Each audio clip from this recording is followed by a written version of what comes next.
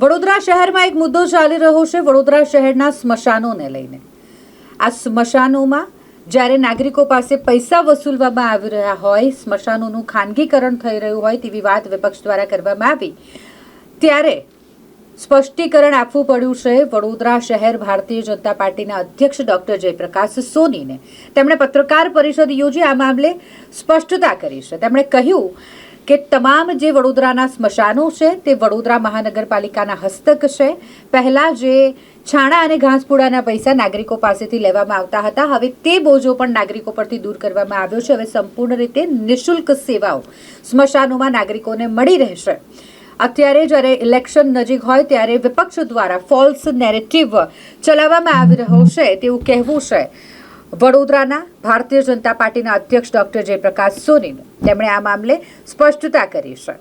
સામાજિક સંસ્થાઓ કે જેઓ દ્વારા સંચાલન કરવામાં આવશે આ વડોદરાના સ્મશાનોનું, જ્યાં સામાજિક સંસ્થાઓ જે છે તે નિઃશુલ્ક સેવાઓ આપશે।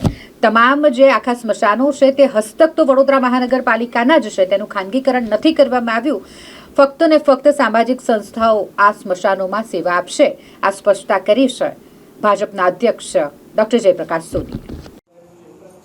બિલકુલ આ ફોલ્સ નેરેટિવ જ કહી શકાય, કારણ કે હવે સંચાલિત કરવું સ્મશાનને સંચાલિત કરવું કોર્પોરેશનનો પોતાનો મુદ્દો છે। આજે કોઈ પણ મહાનગરપાલિકામાં આપ જશો તો સ્મશાન સંચાલિત કોર્પોરેશન જ કરે છે, પરંતુ કોઈ ટ્રસ્ટ કે કોઈ વ્યક્તિ એમાં સેવા આપવા માંગતું હોય તો સેવા લઈ જ શકાય છે। હું તો એવું કહું કે માની લો કે કોઈ એવા સ્મશાનમાં કોઈ સેવા નથી આપતું અને કોઈ વ્યક્તિ ડોનેશન આપવા માગે છે તો એ કોર્પોરેશને એને સ્વીકારવું જોઈએ, કારણ કે આ સેવાનું કામ છે।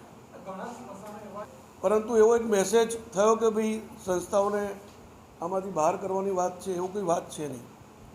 કારણ કે કોઈ પણ વ્યક્તિ અથવા સંસ્થા કોર્પોરેશન જે કંઈ પણ કામ લોકોના જનસેવાના કરી રહ્યા છે એમાં સહયોગ આપવા માંગતું હોય તો કોર્પોરેશન કદાચ નકારી ના શકે એને, કારણ કે છેવટે કોર્પોરેશનનું કામ પણ નાગરિકોને સેવા પૂરી પાડવાનું જ છે। એટલે એ ઉદ્દેશ જ્યારે કોર્પોરેશન હોય અને કોઈ ટ્રસ્ટનો અથવા કોઈ વ્યક્તિનો પણ એવો ઉદ્દેશ હોય તો શા માટે સાથે મળીને ના થઈ શકે? એટલે જે પ્રકારના વિષયો, જેની મૂંઝવણો, જે કન્ફ્યુઝન ઊભા થયા હતા એમાંથી આપણે સૌએ બહાર આવવાની જરૂર છે। એટલા માટે આ જે પણ કંઈ વિચાર થયો છે એમાં કોર્પોરેશનને આપણે જે પહેલાંની સ્થિતિ હતી એ સ્થિતિમાં સ્મશાન ગૃહો સંચાલિત થાય એવા પ્રકારનો આગ્રહ ભાજપા તરફથી રહ્યો છે અને રહેશે।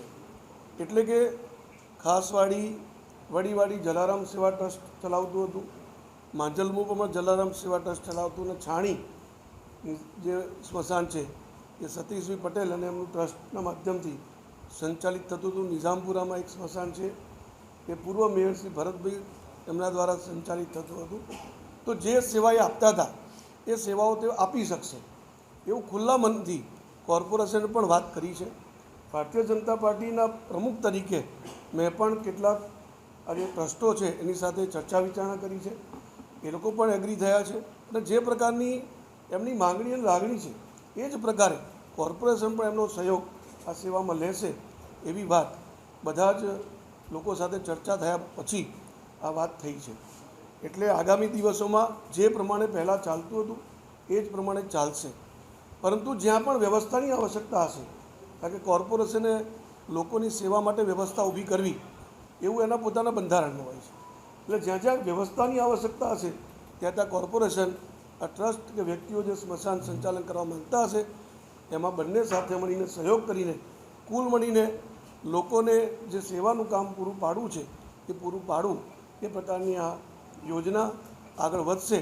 આ પ્રકારની વિષય આપની સમક્ષ મૂકવો હતો, એટલા માટે જ આપ સૌ ઉપસ્થિત થયા છીએ અને આ નિર્ણય પહેલાં જે હતું એ જ પ્રકારનું કરી દેવું કામ એ પ્રકારનો નિર્ણય છે।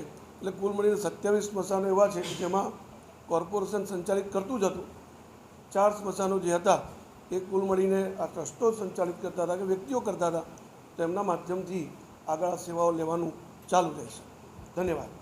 વાત કરી છે બહુ ટેકો આપું છું અને ખાસ આજે બીજો પ્રશ્ન બે ઊભો થયો છે કે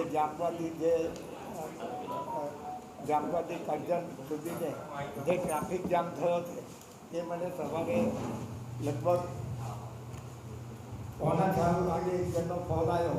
ત્યાર પછી મેં પોલીસ કમિશનર સાથે 2 વાર વાત કરી, જે કોર્પોરેશનના કમિશનર સાથે બી વાત કરી, અને આપણા સિટી એન્જિનિયર જોડે વાત થઈ, અને હાઈવેના જે અધિકારીઓ છે એની જોડે વાત થઈ છે.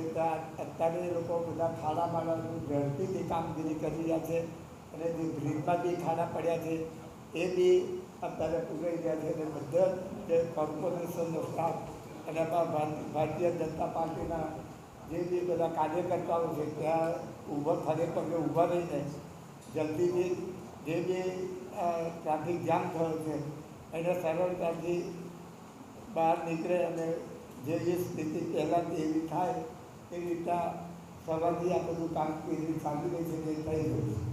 ધન્યવાદ સૌને.